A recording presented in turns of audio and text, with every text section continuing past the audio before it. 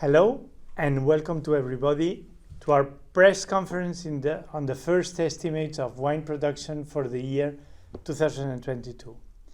As every year, this press conference takes place when the harvests in the Northern Hemisphere are concluded. Now, before starting, let me highlight that first, the data I'm going to show refers to wine production excluding must and juices, and secondly, data on 2022 and 2021 are still preliminary and therefore potentially subject to change. As you know, for official statistics, it takes about 3 years to be consolidated.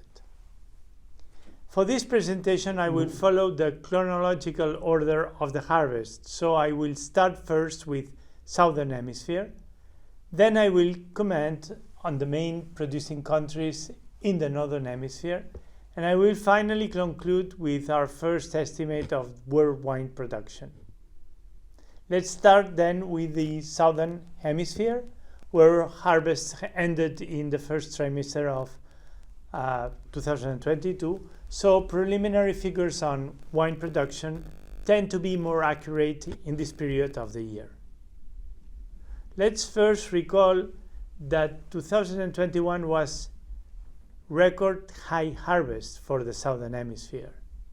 In 2022, the wine production estimate for the Southern Hemisphere is at 55 million hectoliters. This is minus 7% compared to the last year. Overall, the Southern Hemisphere wine production is expected to account for 21% of the world total. The largest wine producing country of Southern Hemisphere is Chile, with 12.4 million hectoliters, benefiting from the dry conditions of the growing season and just 7% below the last year's exceptional high production. At the second place, we find Australia, with 12.1 million hectoliters, recording the largest decrease with respect to last year, minus 18%.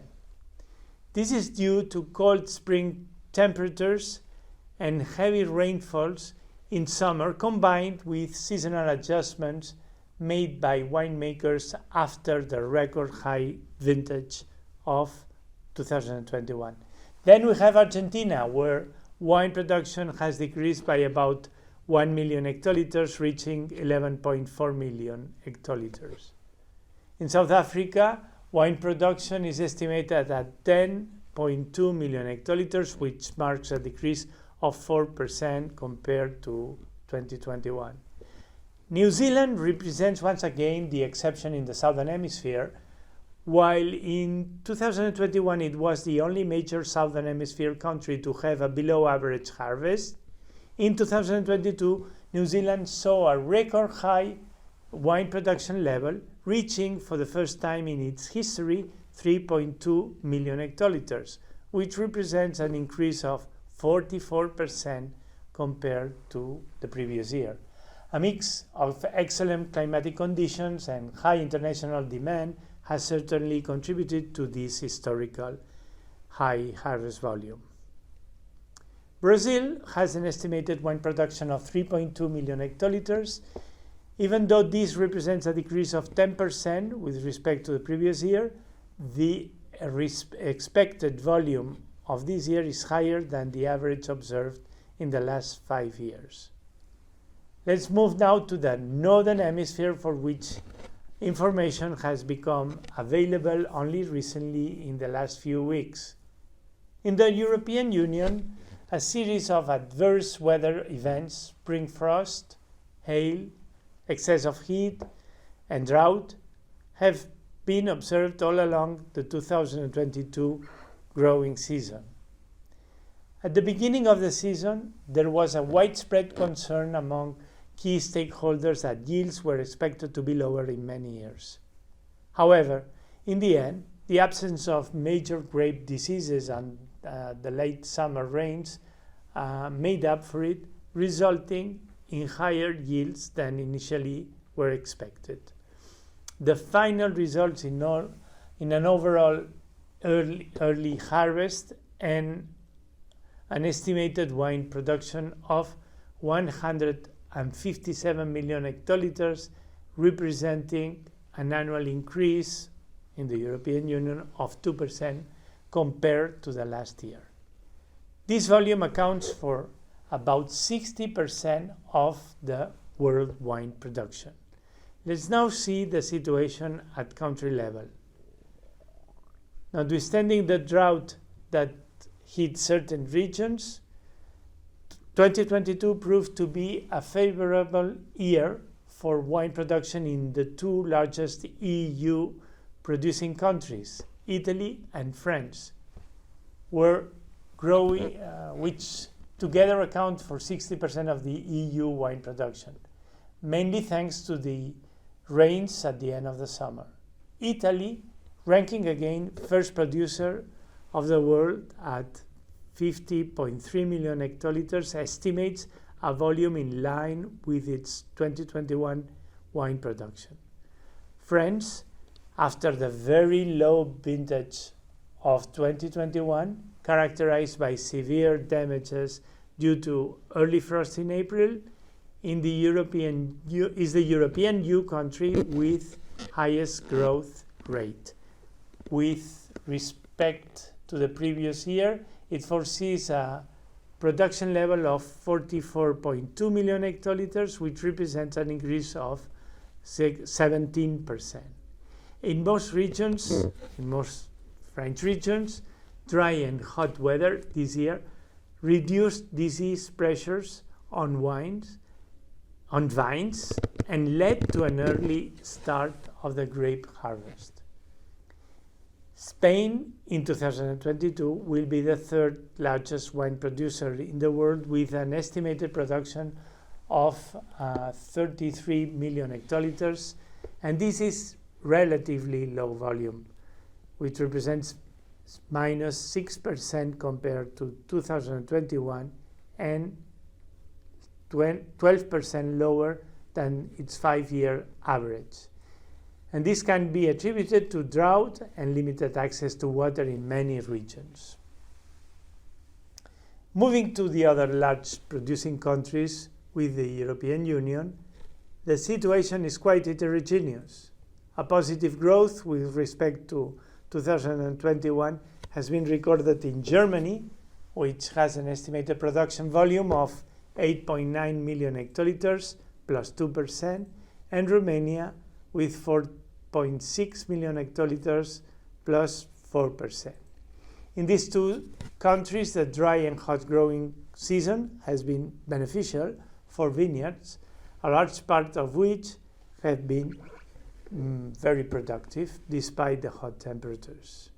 On the other side, there are other European Union countries that performed negatively with respect to 2021. In particular, I would like to focus your attention on Portugal, which is the 5th largest European Union producer, which has an estimated 2022 wine production of 6.7 million hectoliters. This is a decrease of 8% compared to 2021.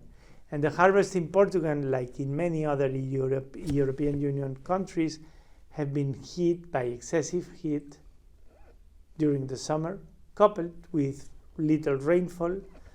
And an example of this is the Douro Valley, with a decrease of 20%. Another interesting case is Greece, one of the countries that was heavily affected by the heat wave this season. The expected wine production this year is estimated at only 1.7 million hectoliters. And this represents not only a sharp fall with respect to the previous year, almost 30%, but also a steep decline compared to its last 5-year average. Here we have a group of EU countries with a production volume less than 1 million hectoliters. Positive variation with respect to 2021 were registered in Bulgaria, Slovenia, and Croatia, and negative variations in the Czech Republic and Slovakia. These are the main producing countries with production of more than 1 million hectoliters that are in the Northern Hemisphere but outside the European Union. In the USA, the fourth producer at world level, the preliminary estimate for 2022 wine production is 23.1 million hectoliters. This figure is 4% lower compared to last year and 6% lower with respect to its 5-year average. This relative increase can be partially attributed to the early frost damages, drought-like conditions in summer, and consequent lack of water supply in certain US wine regions. At this time of the year, data on grapes harvest in China is not available, and neither in Russia. Wine production in Georgia is estimated at 2.1 million hectoliters, in line with the large production of 2021, and in Moldova, wine production is estimated at 1.3 million hectoliters, which represents a decrease of 7% compared to 2021. It is also worth noting that Switzerland, after 2 consecutive years of low production, is expected to record 1 million hectoliters, which is almost 60% higher than 2021. We can say that the heat waves experienced across Europe were somehow beneficial for Swiss vineyards at relatively high altitudes. And now finally, we get to the world wine production estimate for the year 2022. Based on information collected on 29 countries, which represent 91% of the world production, 2022 world wine production is estimated at 260 million hectoliters. This volume can be considered slightly below its 20-year average and seems to have fallen by 1% compared to 2021. This is due to higher than expected harvest volumes in Europe, despite the drought and heat waves during the spring and summer, and average production levels recorded in the Southern Hemisphere and in the USA. Overall, in 2022, the dry and hot conditions observed across different regions of the world have led to early harvest and average volumes. Nonetheless, an overall good quality is expected.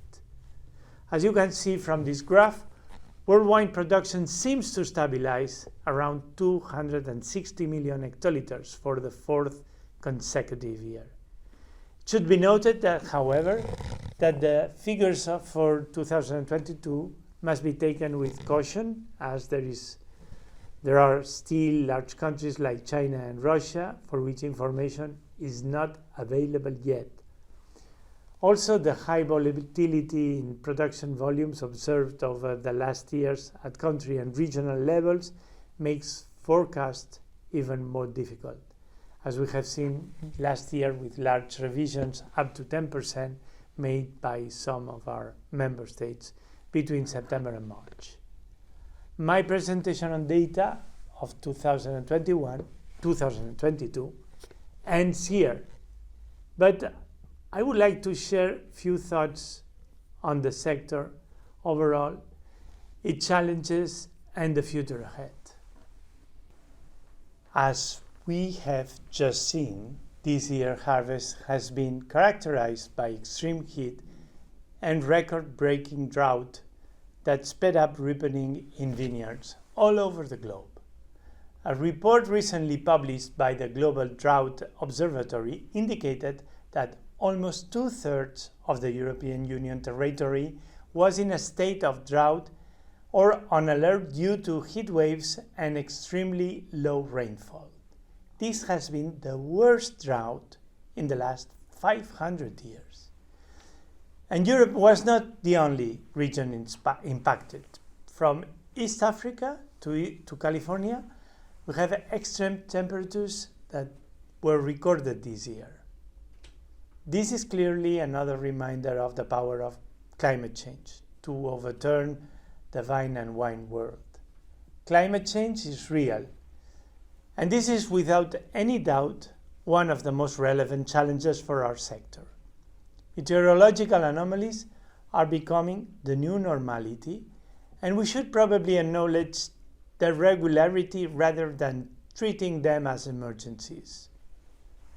The resilience and the capacity of adaptation of the vine and wine industry is therefore the key to the future of the sector itself. Policymakers around the world need to develop a long-term vision on such issues and try to improve and encourage the adoption of sustainable practices for grape growing and winemaking. We're entering a new era where a new economic model needs to be deployed with less emphasis on growth and more on managing the natural equilibrium. This implies a change of paradigm where the final objective must be earth conservation.